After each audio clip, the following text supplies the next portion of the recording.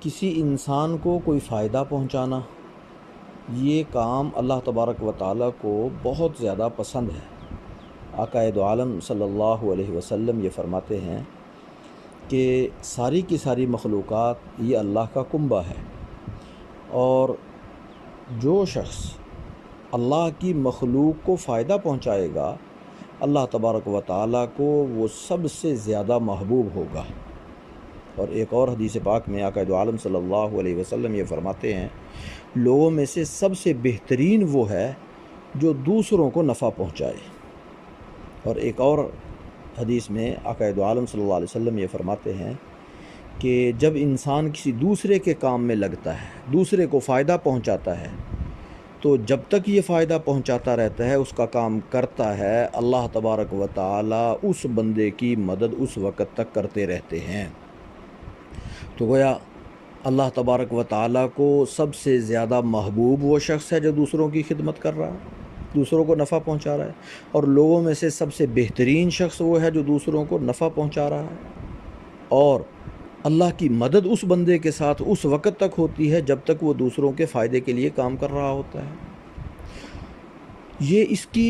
دوسروں کی خدمت کرنے کی مختلف صورتیں ہیں۔ ان میں سے ایک صورت یہ ہے کہ انسان تجارت کر رہا ہے، تجارت میں دوسروں کو فائدہ بھی پہنچا رہا ہے، لیکن اس کے بدلے میں ان سے نفع بھی لے رہا ہے، ان کا بدلہ بھی وصول کر رہا ہے، چیز دے کر اس کے پیسے وصول کر رہا ہے۔ اس میں خدمت خلق اس طرح ہو سکتی ہے کہ انسان جو چیز بنا رہا ہے، مثلا کپڑا بنا رہا ہے، جوتا بنا رہا ہے یا بیچ رہا ہے، اس میں یہ نیت کر لے کہ لوگوں کو زیادہ سے زیادہ بہتر چیز مہیا کروں، لوگوں کو جس سے زیادہ فائدہ ہو، جتنے پیسے لے رہا ہوں اس سے زیادہ لوگوں کو فائدہ دینے کی کوشش کرنے کے جذبے سے اگر وہ یہ چیز دے گا تو یہ خدمت خلق میں شامل ہو جائے گا۔ ایک صورت یہ ہے، اور دوسری صورت اس سے بھی اعلیٰ ہے، وہ یہ ہے کہ کسی دوسرے سے بدلے کی توقع نہیں، لیکن اللہ کی مخلوق کو نفع پہنچا رہا ہے۔ مثلا کوئی انسان بیمار ہو گیا، اس کو ڈاکٹر تک پہنچا رہا ہے، یا اس کو دوائی کی ضرورت ہے، اپنے پاس سے اس کو دوائی لے کے دے رہا ہے، یا کسی کو کھانا کھانے کی ضرورت ہے، اس کو کھانا کھلا رہا ہے، یہ بھی خدمت خلق ہے۔ بالکل اسی طرح گھر میں خواتین جو کام کرتی ہیں، کھانا تیار کرتی ہیں، کپڑے استری کرتی ہیں، دھوتی ہیں، گھر کی صفائی کرتی ہیں، یہ بھی دوسروں کے لیے کر رہی ہیں، گھر کے مردوں کے لیے، گھر کی خواتین کے لیے، ان سب کے لیے کر رہی ہیں۔ اگر اس میں بھی یہ جذبہ ہو کہ میں ان کی خدمت کے لیے یہ کر رہی ہوں تو یہ بالکل خدمت خلق میں شامل ہو جائے گا۔ اور اسی طرح مرد اگر کمائی کر رہا ہے، محنت کر رہا ہے، ملازمت کر رہا ہے، اس میں بھی یہ جذبہ ہو کہ میں اپنے گھر والوں کی ضروریات پوری کرنے کے لیے، ان کی خدمت کے لیے کر رہا ہوں، تو یہ بھی بہت اہم عمل ہو جائے گا۔ ایک رشتہ داری، صلہ رحمی آ جائے گی، اور دوسرا یہ تینوں چیزیں ملیں گی کہ اللہ تعالیٰ اس کو پسند فرمائیں گے، سب سے زیادہ محبوب ہو جائے گا اللہ کی نظر میں، پھر مخلوق میں سے سب سے بہترین ہو جائے گا، اور جب تک یہ کام کرے گا